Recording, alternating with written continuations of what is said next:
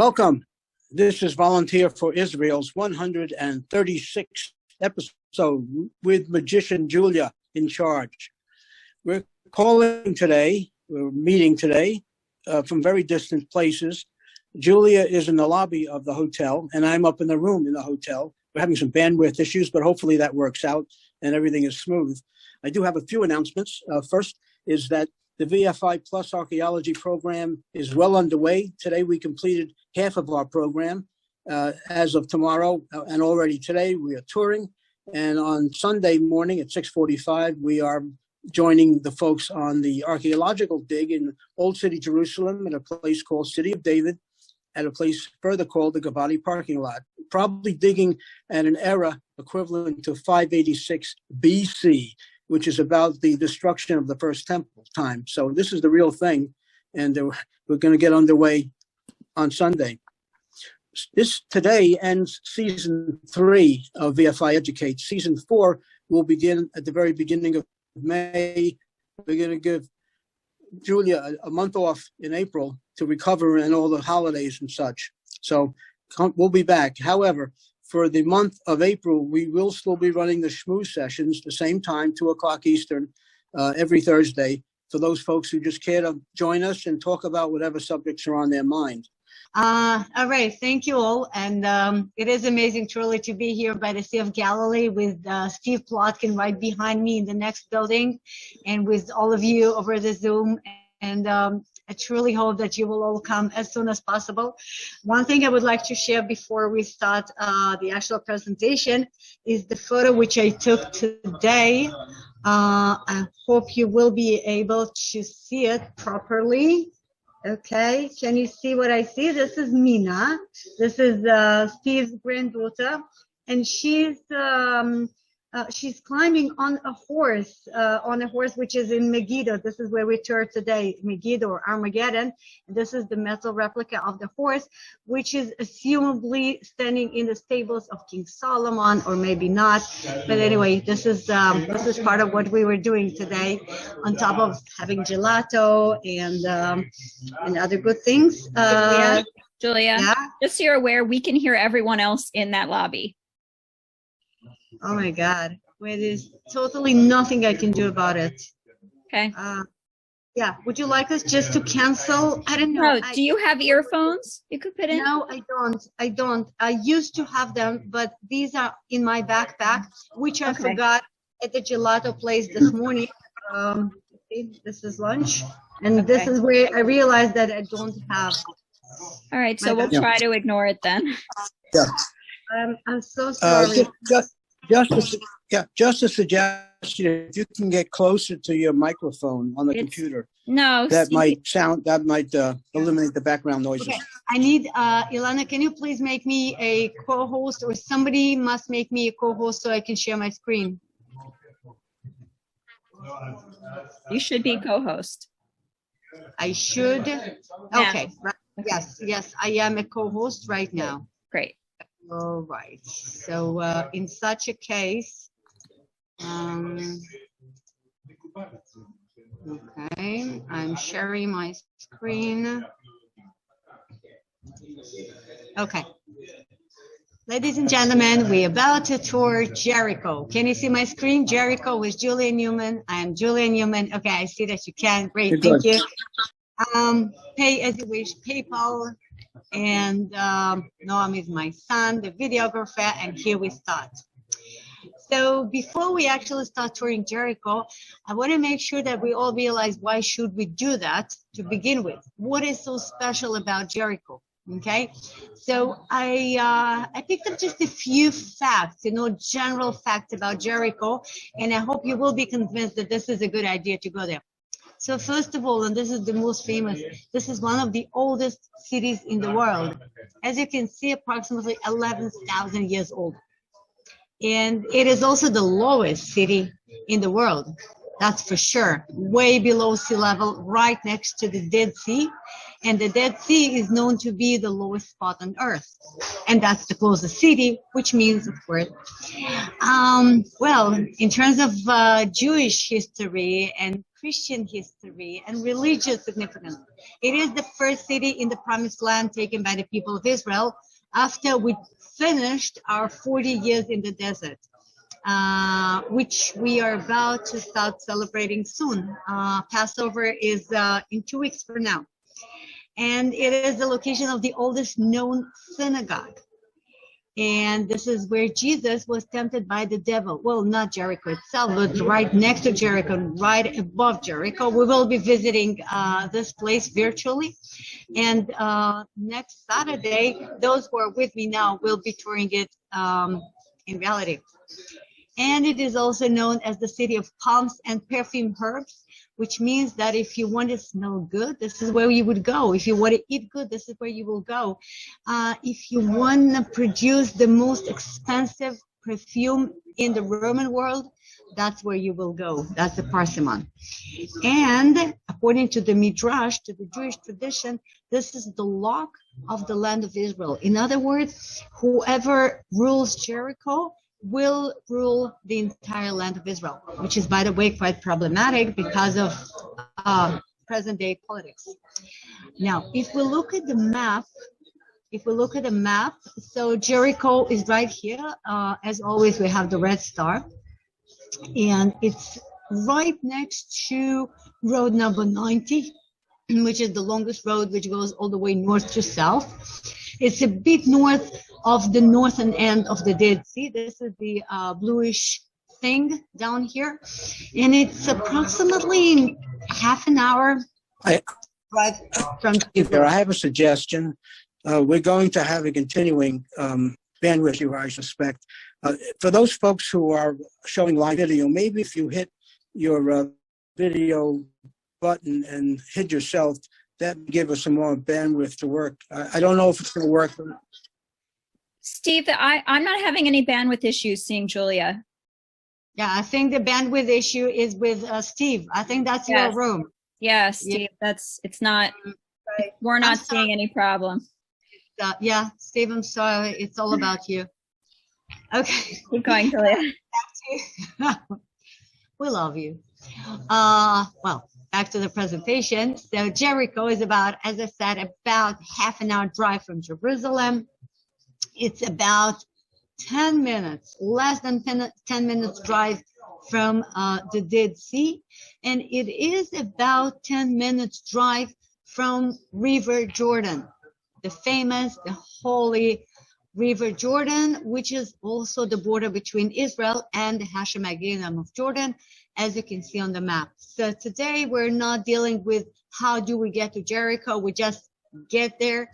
And next Saturday, God willing, Steve and Mina and myself and 3 other gentlemen, we will be coming from the north along road number 90 because we are now in Kibbutz Ginosar, which is up north, which is at the Sea of Galilee. So we will be driving down south and then take a right and into Jericho.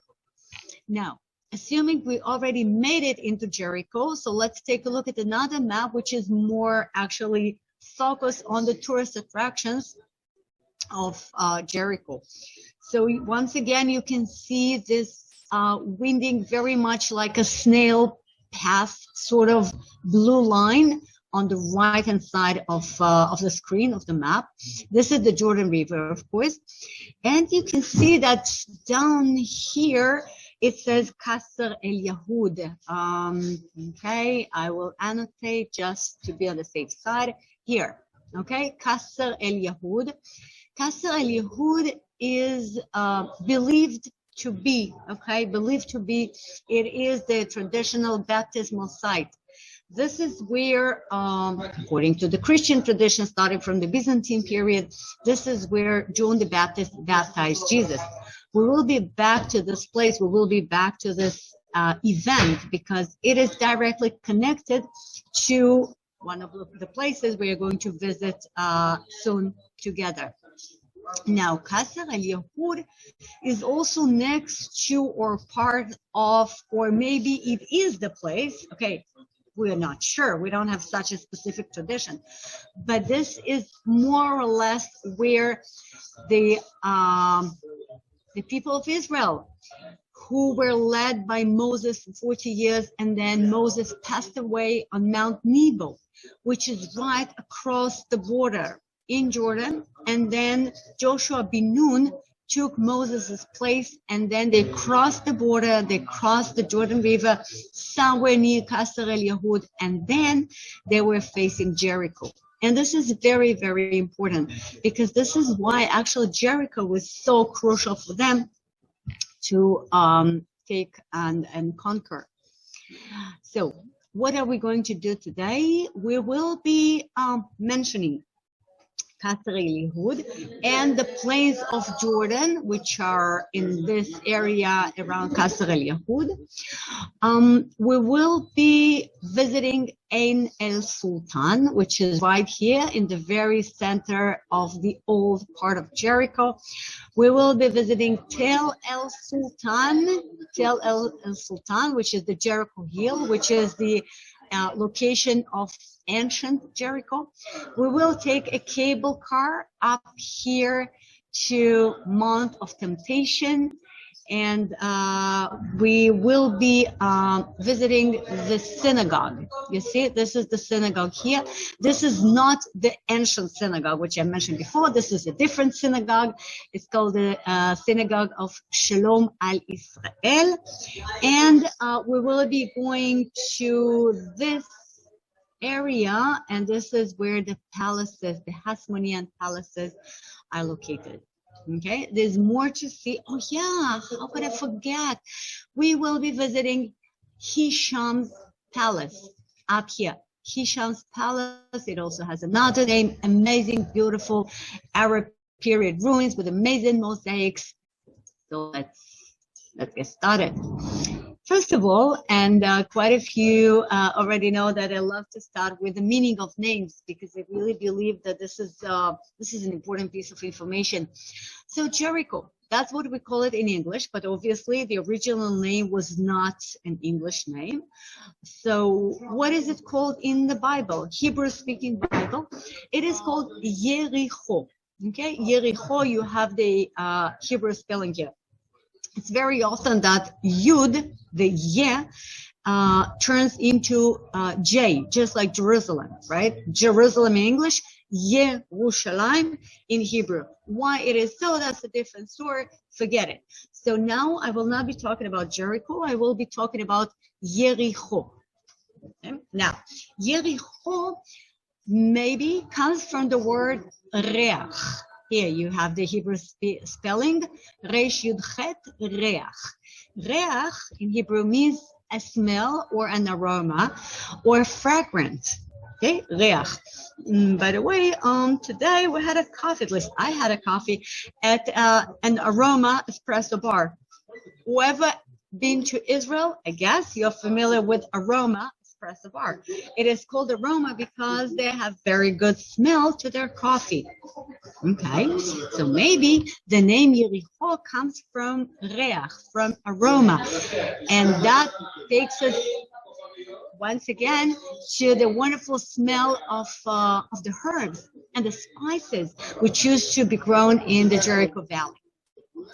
The other option, though, is Yarech. You see, these are the same letters, just different locations of the letters in the word. Yarech means a moon. And there is a suggestion that maybe Jericho used to be the center of worshiping of the god of moon, okay, Yerich. So maybe it's about fragrance, maybe it's about moon, maybe it's about both. If we are talking about the moon, so Jericho is connected to another place which is near where I am now, which is up in the Sea of Galilee, which is known as Sinbari. Okay, Sin is the god of moon in the Akkadic mythology. Anyway, Jericho is a great place to be when the moon is full, because all the surrounding plains, all the surrounding rocks are very, very bright, very, very white. They are shining when the moon is full, and that's what is going to happen in 2 weeks from now for Passover. So, as I said, Jericho is the lock of the land of Israel, and that's because, as we read in the Bible, the water from the upstream stopped, the water of the Jordan River, of course. It stopped flowing, so the people of Israel could cross. It piled up in a great distance away at a town called Adam. We have a bridge called Adam, by the way, which is not functioning, but that was one of the bridges over the Jordan River during the Jordanian period. So Adam is an ancient town in the vicinity of Tzartan, which is another ancient biblical town, while the water flowing down the sea of the Arava, that is the Dead Sea, was completely cut off. So the people crossed over opposite Jericho. And that they had to conquer Jericho first, and only after they did that, they could keep going and take over the promised land, because, you know, God promised this land to Abraham and to Isaac and to Jacob, but they have to do something about it. It's not enough to get a promise.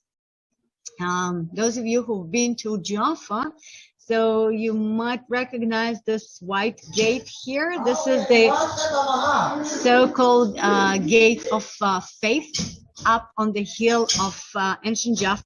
Through that gate, you can see modern Tel Aviv, and that's the whole idea of this sculpture.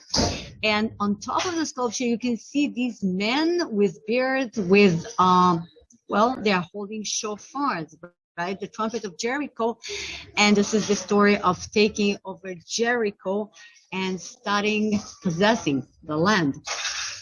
So just before we get into the other, maybe second famous story about Jericho, and that's the story of a prostitute, Rechav, I want to point out something.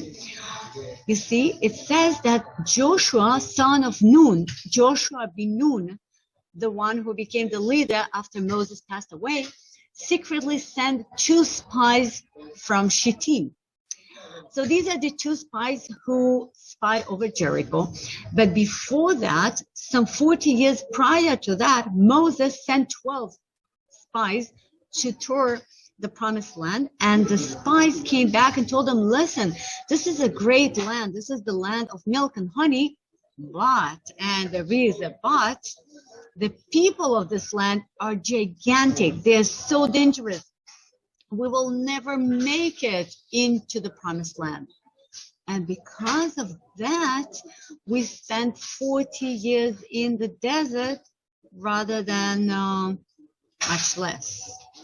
So these 12 spies, in order to show how fertile this land is, they brought this great, gigantic, enormous cluster of grapes, right? So these grapes became a symbol of the Carmel winery, but they also became the symbol of Ministry of Tourism. So this is the symbol of the Ministry of Tourism. And these are the 2 spies carrying the gigantic cluster of grapes. And here you can see a typical tourist vehicle with the same sign on it. And this is the vehicle we are driving now. I mean, I'm driving, and Steve and Mina and Mark and Michael and Frank are sitting next to me. And that's the connection between Jericho and tour guides. Okay, so back to the story of Rechav. Oh my God, there are some noisy Israelis walking around. Okay. So the 2 spies made it into Jericho because it was the crucial one. And they entered the house of a prostitute named Rechav and stayed there. And then Rechav, who knew who they are, she was smart enough, you know. She said, I know that the Lord had given you this land and that a great sea of you has fallen on us. And therefore, I'm willing to help you. I'm willing to save you. I'm willing to hide you.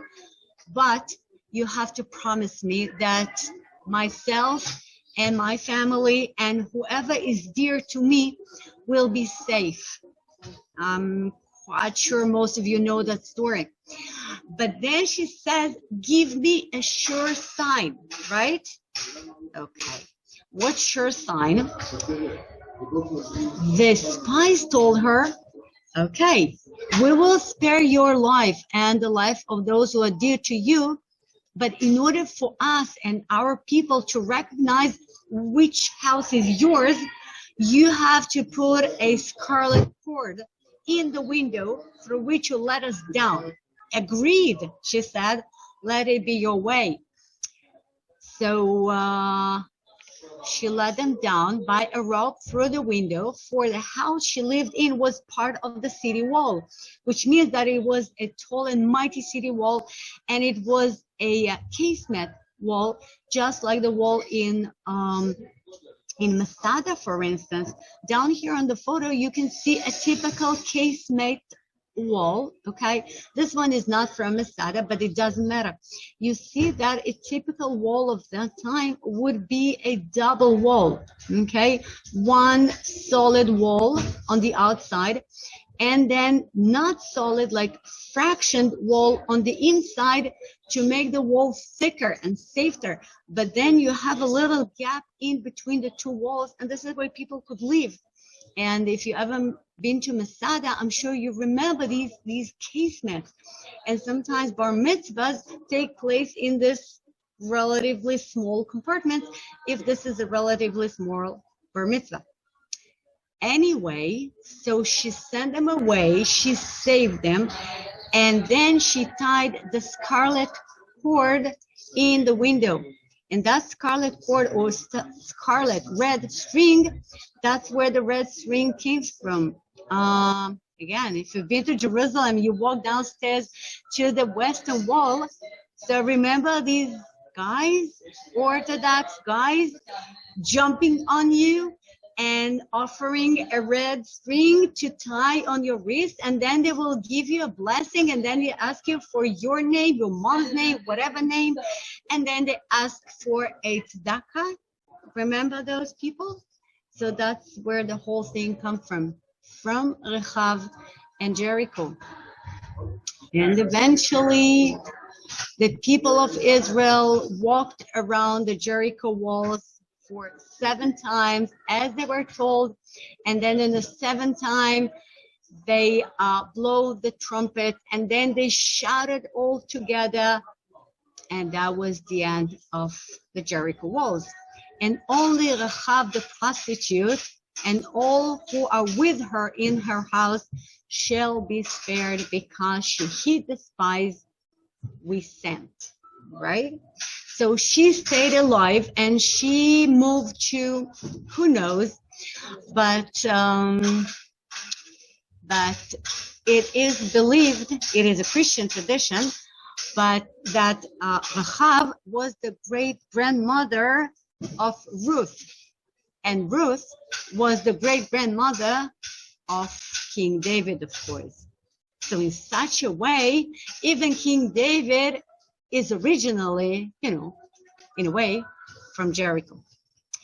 So up until now, I was talking about the Bible, I was talking about the Old Testament, so we are still about 12th century BCE, and then this is the photo, that's what Jericho looked like in 1912, okay, not much, tiny little town with one hotel, the Jordan Hotel, of course. And then it grew a little bit bigger. This is 1936 already. You can see the palm plantations. We still have the palm plantations and the wonderful date in Jericho. And the hotel is still around today. We have quite a few hotels in Jericho. And finally, this is what Jericho looks like today. A very typical Arab Palestinian city, with a population of about 45,000. And this is one of the cities which belong to the Palestinian autonomy, which means that the Israelis are not allowed in there. And so when you drive closer to Jericho, you see these red signs. If you participated in one of the previous tours about the West Bank, or you actually been here, so you remember these red signs. No entrance beyond this point. This is dangerous. And sometimes, usually for Hanukkah, the military allows the Israelis to get in. Actually, now it's more often, and you will always be accompanied by soldiers. You will be guarded, but over the Zoom, no problem whatsoever. And first of all, we are driving to Tel Yericho. Tel is the archaeological hill, of course, of Jericho. These are two of the most beautiful finds. You see this beautiful pottery jar. You see this beautiful face mask. We are talking about the Bronze period, way before the tribes of Israel took over the place.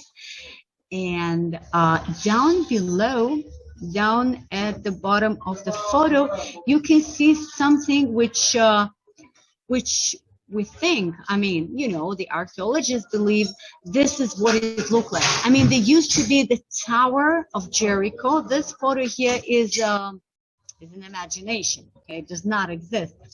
But probably this is what the Watchtower of Jericho looked like. Probably it was not used for defense. It was not part of fortifications, but rather used for astronomy, or maybe worship, or maybe some social, political needs. We don't really know. But this is one of the earliest stone monuments in the world. Okay, it was built around 8,000 BCE, way before Joshua ben Nun and Rahab and wherever else. So this is a stone tower with staircase, which is inside it. That's what the staircase looks like. This is the actual photo of the tunnel. So people could walk in, walk upstairs and downstairs. What for? Again, we don't know.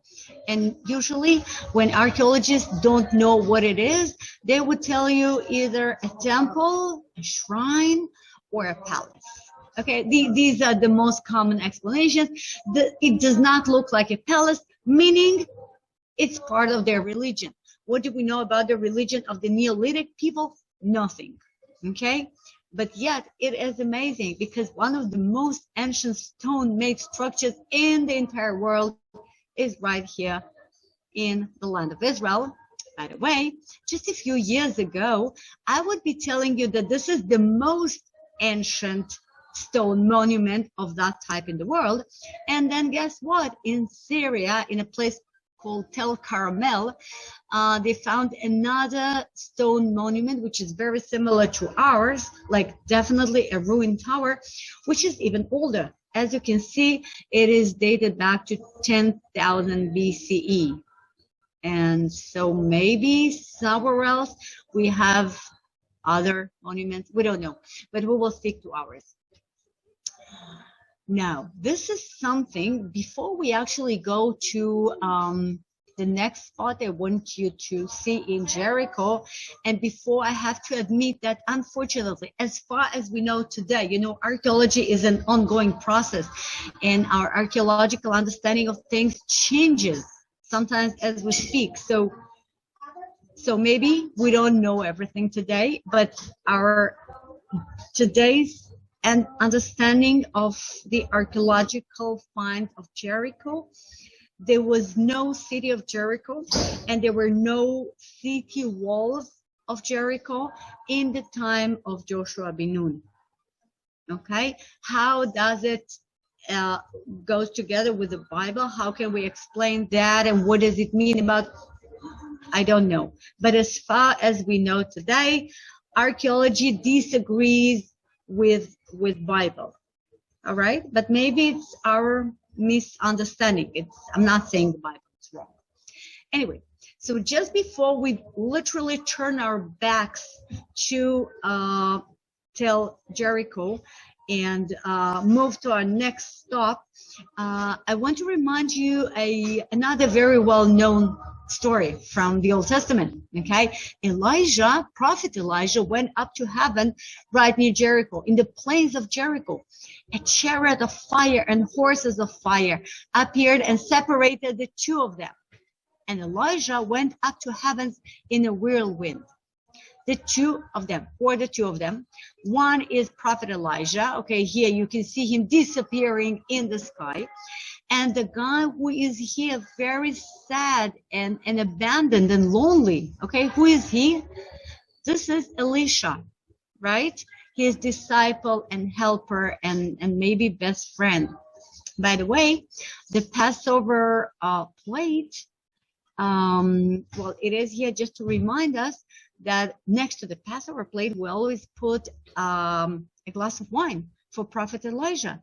Why do we do that? Because he never died, right? He never died, so he can always come back. So in 2 weeks from now, we will be making a Seder, and I hope we will be all doing it. And we will be recalling Prophet Elijah. So here we are in Jericho, near which he disappeared up in heaven. Okay, so after Elijah disappeared, Elisha stood up and walked to the nearby city, which is, of course, Jericho. So he made it to the spring, which is now known as Elisha's spring, or otherwise it is known as Ain El Sultan. And that's what it looks like today. Quite nice, quite pretty. And Elisha was approached by the locals, and the locals told him, hey, listen, we got a little problem here. You know, the water is no good and the land is unproductive, and hey, do something about it. Would you please? We know you are a mighty prophet. And he said, all right. He said, bring me a new bowl. You see?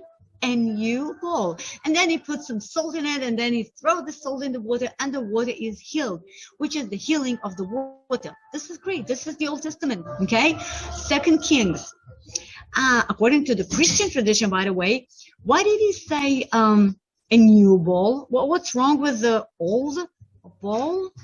Okay? So the Christian understanding is that the new bowl is actually telling you that you should use something totally different, which means the New Testament is the true one. The New Testament is the one to use rather than the old. Okay, but this is a Christian understanding. Okay, and then we will walk upstairs through a little shopping sort of center, and we will get on a cable car. And that cable car will take us up to Mount of Temptation. So I want us to watch it just a little, tiny little YouTube, so you will get the beat of that feeling of the cable car over Jericho. This is fun. The city of Paul. Oh, this is fun? This is very fun. This is scary. Sounds like it's so very small. You know, the car is very small and I don't know who these people are, but they are literally flying over the city of Jericho now. I don't think we're gonna be stopping. Oh no, maybe we're gonna be stopping off. And here's the sugar mills from the Crusader period. These ancient houses used to be the sugar mills, which was one of the main industries in Jericho, growing sugar cane. Okay, guys, so you see it's the cable car is not so long, but comparing to the cable car you might be familiar with, which is the one on Masada and the one at Rosh Hanikra. Maybe this one is a very slow one and very flat one. So you just move slowly all over the farming land of Jericho and tell Jericho, and little by little and slowly you're getting closer to the cliff, which is known as the Mount of Temptation, and this is a beautiful ride indeed. So here we are getting closer to the upper station, and that's about time for us to get off and start exploring Mount of Temptation. Wait a minute. Okay. So suppose we made it all the way to the upper station of the cable car, and then you can get something to eat, something to drink over there, and then you start walking to this amazing structure. I mean, the photos do not do justice to it, but it's so much better in reality. But I hope you do have this feeling of how could they possibly build these houses and the church and the bell tower and whatever they have here right on the cliff. I mean, it's glued to the cliff. It's glued, and it hides several caves which are there. And then you can see a few more caves up here at the upper level, and all these caves and a few more caves on the left. The whole thing was used by the Byzantine monks, and then it was transformed into the monastery. And again, it is a miracle. How could they possibly make it? How could they possibly maintain it? But, you know, when you truly believe in something, when you truly believe that something is holy, you will do whatever it takes.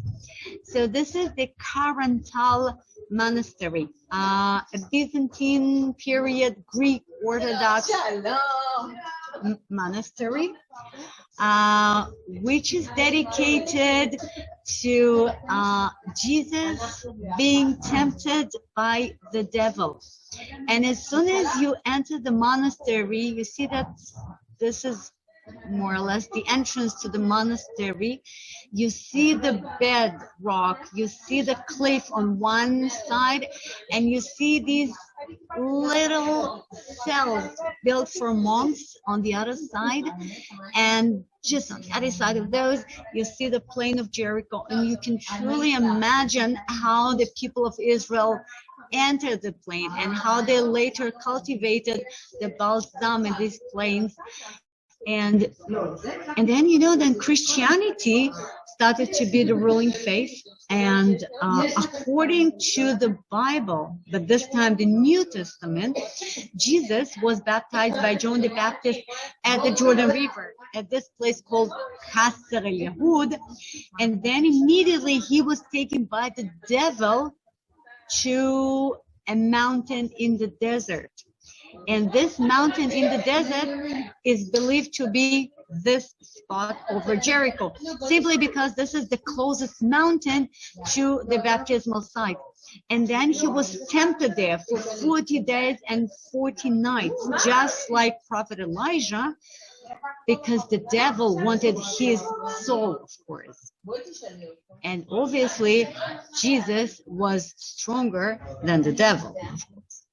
So they built a monastery right on top of the cliff, of the rock where Jesus spent the 40 days. This is the creek Wadi Kelt, or Prat, which is right below the monastery, and the plains of Jericho in the distance. Okay. There's a bunch of Israeli girls, and they're about to leave. So after visiting the holy place, if you're Christian, an amazing ancient monastery, if you are not Christian, we will either walk downhill or we will take a cable car downhill back to the same spot. We will get into the car, and then we will drive to totally different story, to a place called Hisham's palace. Hisham was an official, a minister during the old Arab period. So we are talking about the 8th century AD, and an inscription with his name was found among the ruins. That's why this place got the name Hisham's palace. But the locals call it Khirbet el-Mafjar. Anyway, these are the ruins we see, but it's not so much about the ruins. It's more about the amazing mosaics. I will show you just a little bit of it right now. So we are now touring a large complex of a palace, a bathhouse, and agricultural estate from the first half of the 8th century. Common Era, just before one of the most famous and most devastating earthquakes the land of Israel ever knew, the earthquake which is known as Ra'ash Hashvi'it, the earthquake of the 7th year in 749 CE. The place was first excavated by Dmitry Baramki, this young, handsome guy on the left. His face and his name sound totally Russian, but he's not Russian. He is a local Christian Arab, and he became an archaeologist, and he was the first one to excavate Khirbet al-Mafjar during the British Mandate. So we're not 100% sure who was the landlord here. Was it Hisham ibn Abd al-Malik, or maybe it was al-Walid II? It's not so important for us. We are talking about the Arab period, the 8th century AD. What we do care about is the fact that this is where one of the largest mosaics in the world is to be found. As you can see, it consists of over 5 million pieces. And some of these pieces, some of the parts of this mosaic, the stones used to make it are even smaller than the stones which make the most famous mosaic in Israel up north in the National Park of Tzipori. Okay, this is the so-called Mona Lisa of the Galilee, the most famous mosaic in Israel, with this tiny little stones, but the stones here in Jericho are even smaller, and the mosaic is much, much bigger. So just a few examples. This mosaic is known for many years, but it was covered. It was not open to the public, so people will not damage it. And only recently, like 6 months ago, the Palestinian Autonomy finally finished to restore it and do whatever it takes to preserve the mosaic. And finally, now it is open to the public. So, you know, these mosaics are so well known, so famous, and now you can actually see them. Look at this beautiful mosaic. Look at the quality of the mosaic. Look at the deer. We're not sure if it's an orange tree or an apple, whatever tree, but how beautiful. Look at this lion consuming the poor deer. You don't even see the stones, so small they are. And this is one of the decorations of the bathhouse in here in Khirbet al-Mafjar. And another mosaic, and yet another mosaic. All of it is made of natural stones from different parts of Israel. So the colors are natural, and the colors do not disappear no matter how long, 13 centuries later, we still see the same colors because it's natural. And another beautiful part of the mosaic floor, you can just walk around and you don't believe how much money and time and effort they put in it. Just amazing. Yeah. A few more. Okay. I don't know. If you love mosaic, I would always say that Tzipori is the mosaic capital of Israel. If you love mosaic, so this is where you want to be, in Tzipori. Now, or during the last few months, if you love mosaics, you have to go to Jericho. Well, the best would be going to both. But if you love large-scale mosaics, so you want to be in Jericho, and specifically in Khirbet al-Mafjar. Okay, well, now it's about time to drive to some other location, other destination, which is very, very Jewish, and this is the Hasmonean Herod palaces. This is what you see when you get there. Not very impressive, but now you will see other parts, and I hope you will be impressed. Now, what you see in front of you, this you see there's like a narrow valley in between the hills. This is Wadi Kelt, okay? This is the creek of Prat or Held here. At the beginning of the spiritual tour, we were at Mount of Temptation, which is on our right-hand side here, and on our left-hand side and up here, we don't really see it on this photo, but this is one of the Hasmonean fortresses, which is called Kipos. Okay, one of the Hasmonean fortresses, which was built in order to guard and protect Jericho in general and the Hasmonean palace, which used to be here. All right, so let's take another look from a different angle. Okay, now it looks maybe more impressive. About a year and a half ago, I did a live Zoom from the old city of Jerusalem, and that was Hanukkah. So we went to Jericho because, as I said, during Hanukkah, IDF usually allows the Israelis to visit Jericho, and specifically the Hasmonean palaces, because, you know, Hanukkah and Hasmoneans are so connected. I mean, there would be no Hanukkah with no Hasmoneans. Anyway, even though Jericho is Area A and the entrance is forbidden for the Israelis, and even though, according to the Oslo Accords, the Hasmonean palaces are an exception. I mean, the city of Jericho, whatever you see here on this photo, this is Palestinian, but this area of the archaeological excavations, this is not Area A, but there's no separation. Anyway, what I'm trying to say is that for an average Israeli, it is very difficult, and it used to be almost impossible to visit this site. It is possible for us as tourists. And so, again, this group here is an Israeli group, which is really excited about the fact that they are here, because it is Hanukkah, and, you know, they are allowed to be here. So this is, now we're getting closer. This is one of the walls of the Hasmonean Winter Palace. The actual palace, the main palace of the Hasmoneans, used to be in Jerusalem, of course, as Jerusalem is the capital. But as you might know, Jerusalem is uphill, and it gets really chilly there during winter time.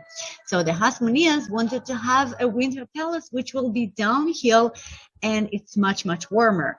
And Jericho is the best location, of course. So they built a winter palace. So the very first palace, the first Hasmonean palace, was built maybe by Yochanan Horkinus, the son of Shimon the Maccabee. Shimon the Maccabee, one of the 5 brothers of the Maccabees of the Hasmonean dynasty. And Shimon the Maccabee declared himself the first king of the Hasmonean dynasty. He was the one who actually founded the Hasmonean Kingdom. So his son, Yochanan Horkinus, might be the one who built the Hasmonean palace down there, or maybe it was his descendant, Alexander Yanai, who is the greatest Hasmonean king, and who made the Hasmonean Kingdom the largest.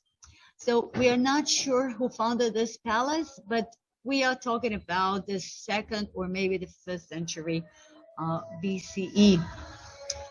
Right next to this corner of a wall, right next to this palace, we see this structure, which might not be very impressive, which might not be very convincing, but at least most of the archaeologists, you know, we never have everybody's agreement, but most archaeologists today agree that this was a synagogue.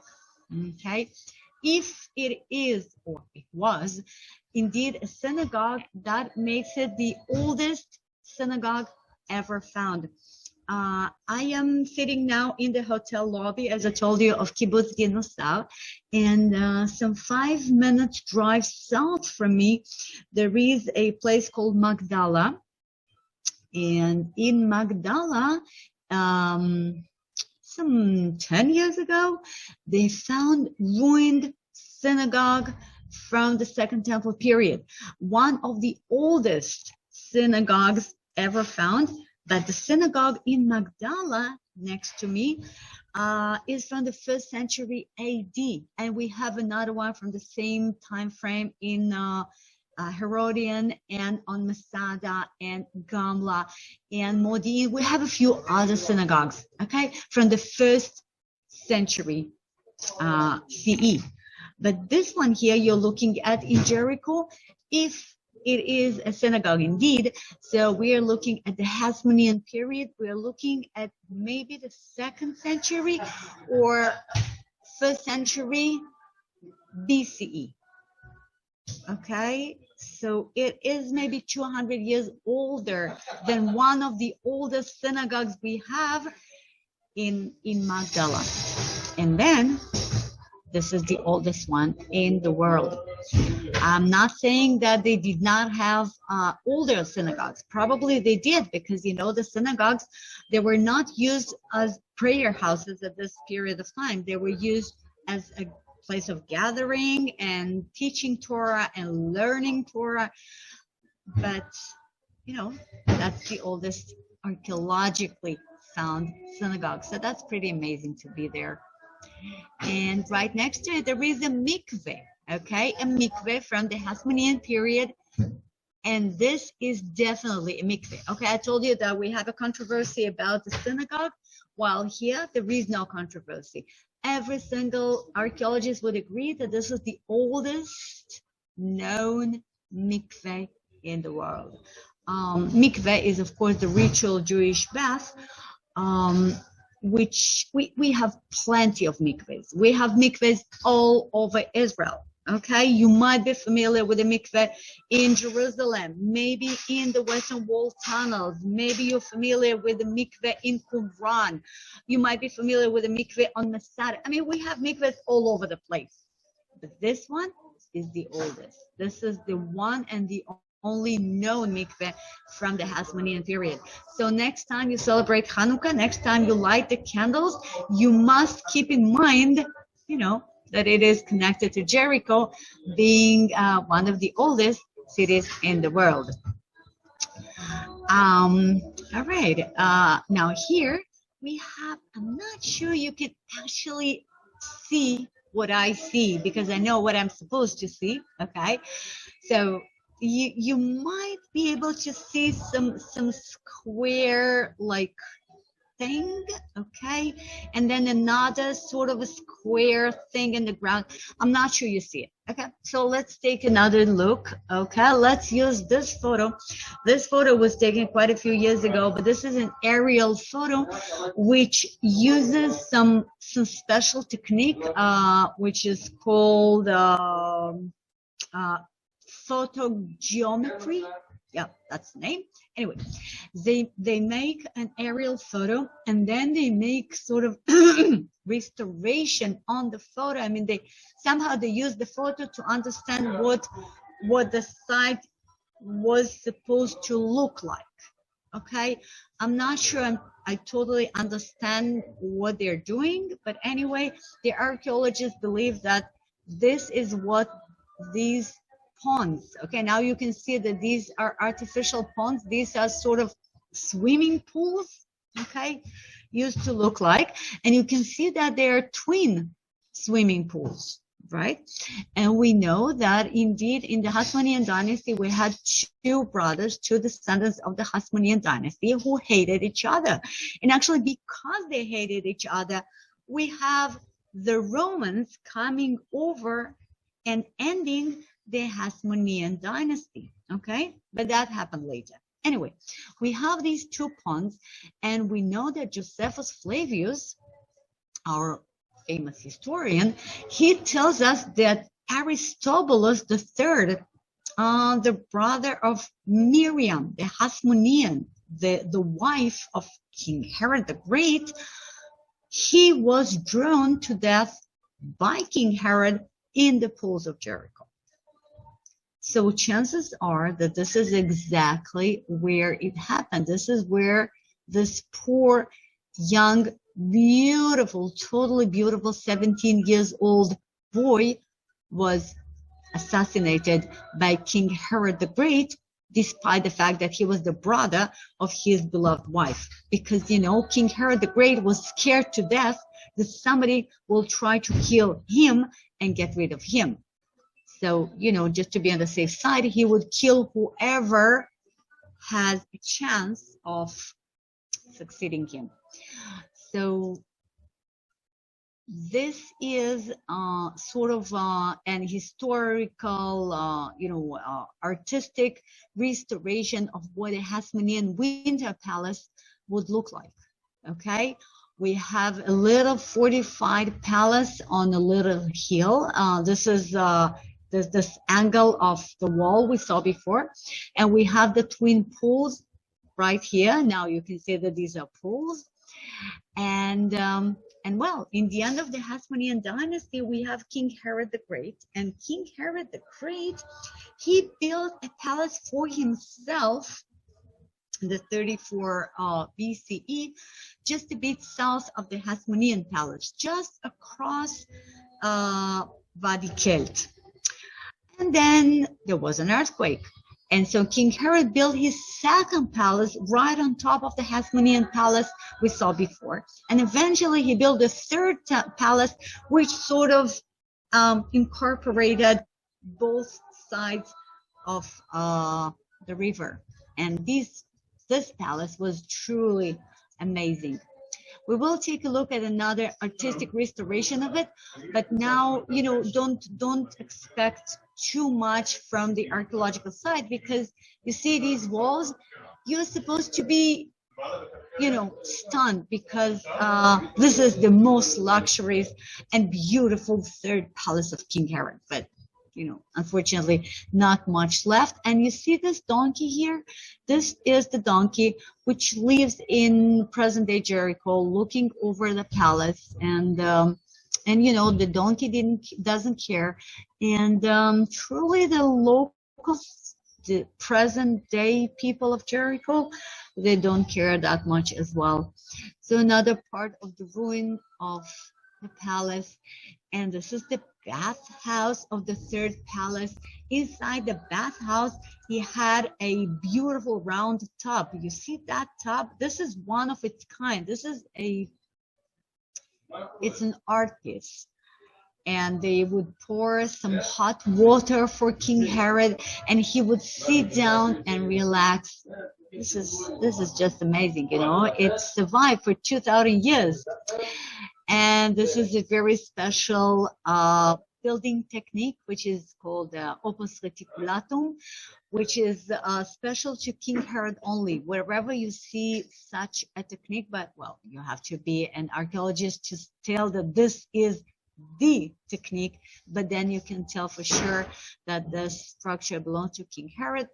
And finally, and this is what I wanted you to see, okay, this is what the historians and the artists, when they joined forces, this is what it's believed the palace, the third palace of King Herod, would look like. Okay, we have the main palace over here on the northern bank of the river, and then this is the southern bank of the river, some sort of an open yard, some beautiful garden probably, and a little elevated private wing of the palace on top of a hill. And in between, okay, you have to imagine that Jericho, some 10 months a year, is a desert. I mean, one of the hottest places in the world is Jericho. It's terribly hot. So it's a great place for a winter palace. It is no good for the rest of the year. But wintertime, it's amazing. It's nice and warm and pleasant. And winter time is also the rain season in Israel. So the only time when this dry little river bed becomes a real river, you know, this little river on my picture here, which separates the two parts of the palace. It has running water from Wadi Kelt, maybe, if you're really lucky, 2 months a year, wintertime. And this is when you should be in Jericho. And this is when you should enjoy the palace of King Herod. This is when he enjoyed his palace, okay? And this is where he passed away. This is where cruel King Herod died. And so many people were happy about it. And he knew that so many people will be happy about it. So he commanded to take hundreds of wise men and noblemen from the Jewish people and hold them in prison. So when he dies, they will be assassinated. And then nobody will be happy that he died, because everybody will be mourning over these innocent people being assassinated. Again, that story is told by Josephus Flavius. But fortunately for them, King Herod died and nobody killed them. So they were saved, and people were so happy to get rid of King Herod. And then we have an amazing, beautiful, long, difficult funeral procession, which walked all the way from Jericho to Herodian, all the way from Jericho almost to Bethlehem. Okay, that probably took them a few years. And eventually they made it to Herodian, to this fortress near Bethlehem, and this is where his tomb is. This stone-made sarcophagus on your screen now, this is the sarcophagus which was found broken into little pieces in Herodian, and it is on display in the Israel Museum today. And this white structure here, this is a reconstruction of the mausoleum, which was above the actual sarcophagus, above the tomb. And Professor Netzer, who found the ruins of the tomb of Jesus. Professor Netzer also excavated the Hasmonean palaces in Jericho. And finally, back to our days, this is what the vicinity of the palaces look like. Okay, we have sheep and goats and a water tank. And as I told you, most people today in Jericho, they don't really care because they are very poor. They have to make a living, and it's not about history and, antiquity. Not even about Bible. It's mostly about survival for most of them. And finally, the Shalom El Israel synagogue, a synagogue from the Talmud period, from the 5th, maybe 6th centuries CE, which proves that there was a Jewish community in Jericho at the time, and maybe later as well. It is called Shalom El Israel because a mosaic with a menorah and the words Shalom Al Israel. You can actually read it if you read Hebrew. This mosaic was found in the synagogue. Unfortunately, the synagogue is never open to the public, so all we can do is a virtual visit.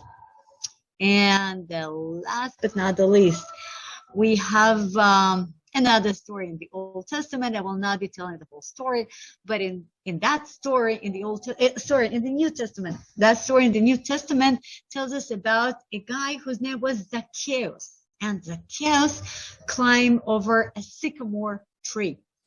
So since it is in the Bible, Christians want to see where this tree is, and so we have various traditions. So instead of one sycamore, we have two sycamores. Both are huge, beautiful, lush, very impressive. So if you want to see what a real huge, gigantic sycamore tree looks like, again, you should go to Jericho, not to Tel Aviv, even though the sycamores of Tel Aviv are so famous. They are not 2,000 years old, of course, but that's a tradition. This is the sycamore, or the other one on the right. This is the sycamore which was used by Zacchaeus. And we have another Hasmonean fortress right next and above Mount of Temptation, which is another place which you can visit sometime. And if you're hungry, so in Jericho, they have great hummus, they have amazing dates, they have great coffee. So, it's a good place for lunch. And finally, it's getting hot. It's actually getting hot here in Israel. So I guess they will open the water park in Jericho quite soon. There is quite a nice water park in present-day Jericho. So thank you all for coming. I'm sorry for the technical difficulties. I'm sorry for all the noise which came and went and came back. That's the lobby for the hotel. I hope you did enjoy the presentation despite everything. And thank you so much. Thank you again. The end of season 3. And I'm so thrilled that I have some real VFI volunteers right here with me. Thank you so much, Julia. And thank you everyone for bearing with that sound for a while. I was getting a bunch of comments, but it's not Julia's fault. She couldn't do it from the room, so she had to do it from the lobby, and all we can do is listen to you. But Julia, when I focused on your voice, I couldn't hear the other people as much, so we're good, other than the loud girls. But thank you. They went fast. They did. Fast enough. They went fast. So thank you so much. Thank you, Lana. Thank you for your support as always. I hope you're doing good. And when are you coming here in reality? As soon as I can. Okay. I would be there now if I could. So I hope you can soon. Me too. Me too. I'll definitely see you. I'll spend time with Pam. It'll be great. Sure. There are some questions. I wrote them down in a separate place so you didn't have to weed through all the comments. Okay, great. So there were some comments as well, but a lot of people saying how wonderful the presentation was and thanking you. Toda rabah. They loved it. It was wonderful. Yeah. I see quite a few comments about the noise, the background. Right, that's what I was saying. Yeah, so I was just trying to weed through. Sorry to anyone who has trouble hearing. We just couldn't avoid it this time. Okay, so let me ask you the first question that I saw. If I can get to it, unless you see it first. I was not looking. That's okay, I got it. Do Jewish tour groups have any difficulties visiting Jericho, a Palestinian city in Area A? Yeah, so the answer is yes, not because the Palestinians are making it difficult, not at all. The thing is that according to the Israeli law, Israeli citizens are not allowed into Area A. Okay, so that's true for Jericho and Bethlehem and wherever. Okay, it's considered to be Area A, wherever it is a Palestinian autonomy. If you do want to visit, you have to have a special permit, which is almost impossible to get if you are an Israeli citizen. Now, as I told you, because of the Hasmonean palaces, because of this amazing, incredible significance of the Hasmonean palaces and the mikveh and the synagogue, etc., to our history, there is a special situation with the Hasmonean palaces. So they are open to the Israeli public every Hanukkah. Okay, and then you have certain hours and then you have to register, but then it is open during Hanukkah. You can go, you will be escorted by the IDF, and yes, and then you can go. Now, during the last few months, literally few months, the IDF started changing their policies. So today, an organized group of Israelis can apply. You have to do it way in advance, and there's a limited amount of people and so on, but you can apply, and then you can get a permit to enter Jericho and visit most of the sites you saw now, with an escort, but it is getting possible. Great, thank you. Somebody asked is that Herodian that you are showing us? I'm not sure what they were referring to. No, I was not showing well, I'm not sure. In the very, very end, I showed the sarcophagus and the mausoleum, which belonged to Herodian. I mean, the sarcophagus was found broken in Herodian, and the mausoleum is nowhere to be found. But this is a reconstruction of the mausoleum, which is in Herodian. Yes. So I said that King Herod passed away in Jericho, and then the dead body was taken all the way to Herodian, and that's where his burial site is. Okay. Okay. How was Jericho able to feed people in those ancient days with the land being so inhospitable? Okay. It is not actually, Jericho was doing very well because they have the combination of the heat. Okay, it's really hot there, and fresh water, wintertime water coming from Wadi Kelt, and the rest of the time they had the fresh water from Elijah's spring. Remember that spring Elijah healed, so they could use it, and they would grow two things which don't need much attention. They need a lot of heat, and they make a lot of money, which are dates and the persimmon, which is a plant which was used to produce perfume, the most precious perfume of the ancient world. So you grow dates and persimmon, and then you make enough money to buy whatever you need. Okay, great. What tribe took over Jericho after the Israelites entered Canaan? Oh, wow. That's a good question. I'm pretty sure that this is the tribe of Judah, but I'm not 100%. I would say 90%. I can Google it, or somebody else can Google it. Yeah. Harry. I'm sorry.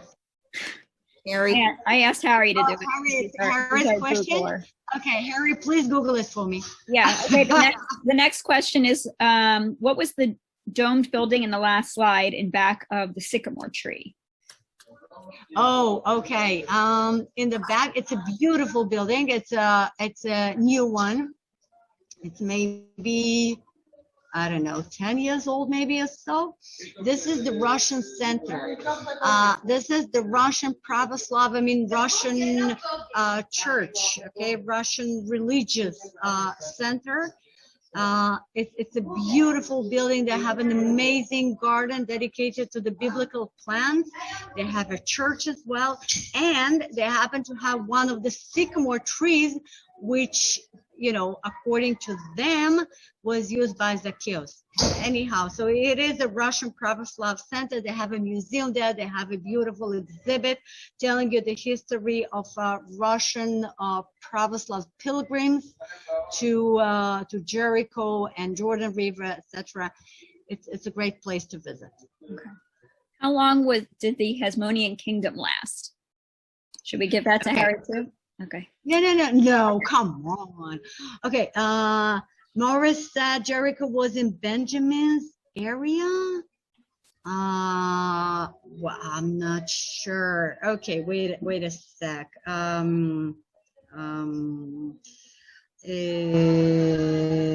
Okay. We're so lucky to have Google. Oh my God.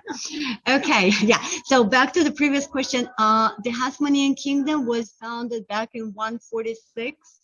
Okay, 146 BCE, and it considered to be over in 63 BCE with the arrival of Pompeius. So we have what? We have like 80 years, am I right? Something of that sort. And yeah, well, Jericho is on the border between Benjamin and Judah's, according to the map I have here. Harry posted something in the chat. He posted, okay, the Hasmonean dynasty has survived. Yes, it is Benjamin. It is Benjamin. Sorry, My mistake. It is Maurice Benjamin. wrote that. Maurice. And then, did you see Harry wrote about the Hasmonean dynasty has survived for 103 years before yielding to the Herodian dynasty in 37 BCE. The installation of... Yeah. It depends on what date you want to see as the end of the Hasmonean dynasty, because I was referring to the arrival of Pompeius, because when Pompeius arrived, he declared Judea as a province, of a Roman province. But yes, the Hasmonean dynasty was still around until King Herod the Great was appointed to be a king in 37 BCE. So we may say that we still have the Hasmoneans, but they were no longer kings. They were still the rulers, but under the Roman auspices. So okay, that makes sense. Okay. Somebody asked if Jericho is a safe city. Yes, it is a safe city. You see, what do you consider to be a safe city? I mean, if you would ask me the same question a week ago, is Hadera a safe city? I would tell you, yeah, of course. But a few days ago, there was a terror attack in Hadera, which is, by the way, the city closest to where I live. And my sister-in-law lives there. And, I would say, yes, it is safe. So I do think that Jericho is safe. It is considered to be safe. As far as I remember, nothing ever happened there. But am I sure that nothing will ever happen? No, I'm not sure. Okay. No one can know that. Mm-hmm. No one can know that. Gail said she went on a hike in the Wadi next to Jericho with the Society for the Preservation of Nature a long time ago. She said it was lovely, but soon after, a couple teens were murdered on that same walk. Yes. This is your friend's daughter. This is your friend's daughter. She's asking if that hike is still done. Which hike? The one she did where the teenagers were yes. murdered? Yes.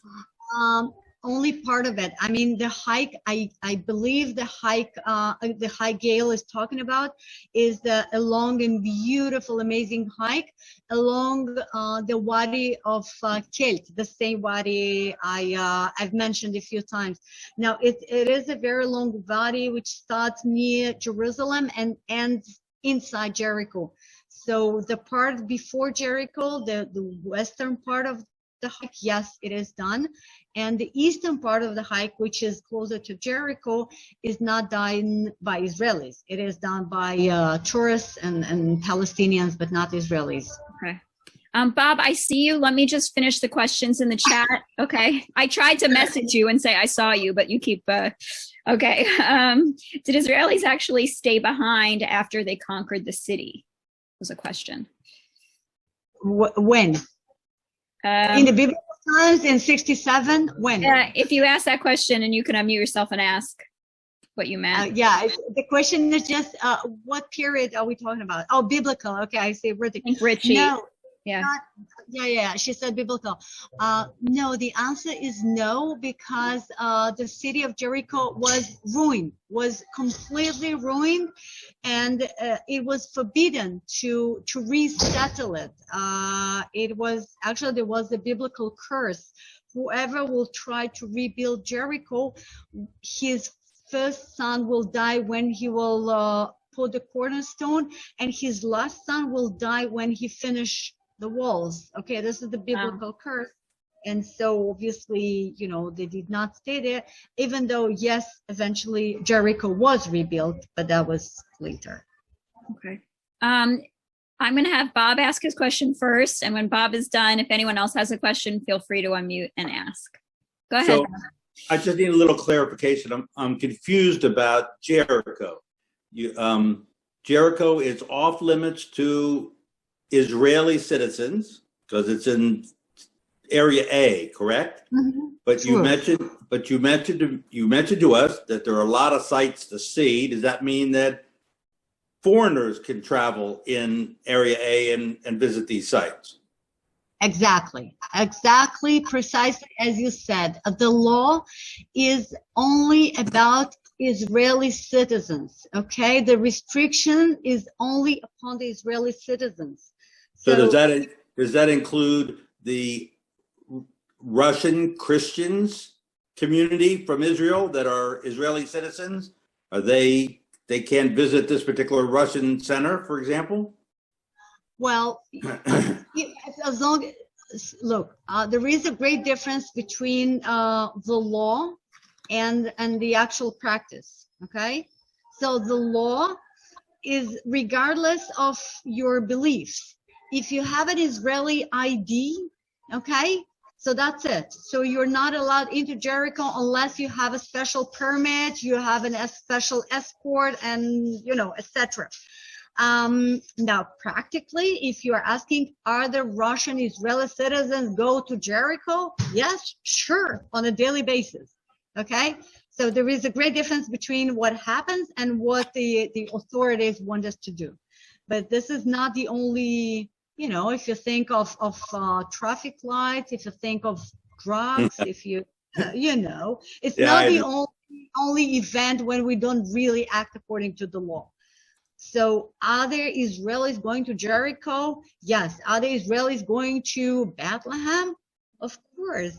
Now, even more than that, I mean, when I say Israelis, okay, so I refer to Jews and Arabs alike. Now, do you really believe that an Arab living in Jerusalem whose cousin lives in Jericho, they don't meet? Of course they do. You're welcome. Okay. Do we have any questions? I think there was someone said, is that because of safety? Yes. Yeah, it is definitely because of safety. I mean, the Israeli government is very much scared of a terror attack, of course, against Israeli citizens, and maybe they're even more scared of an option of an Israeli citizen being kidnapped, and then what you do, and they really don't want to send any Israeli troops into Jericho to rescue whatever silly traveler, and they just they're trying to avoid all these terrible options. Marty is asking, for Americans, I don't understand this. Can Israeli tourist guides take you to Jericho, or do you need a Palestinian guide? This is for Americans. Yeah. Okay. So an Israeli tour guide, like myself, okay, we have a special permit. We have a special permit to visit Jericho when we travel with our tourists. Okay. So I'm not allowed to go to Jericho just to have a coffee. I can go to Jericho if I have a group with me. Okay, that's according to the Israeli law. Now, the Palestinian law wants you to have a local Palestinian guide because they want to make a living. So suppose like next Saturday, we are going to Jericho, like in reality. Okay, so we are going to Jericho together with me as an Israeli tour guide, and then we meet a local tour guide, a local Palestinian tour guide who will be, touring with us, and he may guide or may let me guide, whatever we decide. But yes, we will have a local guide as well, and same is true for Bethlehem. Great. I don't see any other questions in the chat. Does anyone have any questions that they want to unmute and have Julia answer? If not, we'll let her go to sleep because she's leading our VFI plus archaeology trip right now.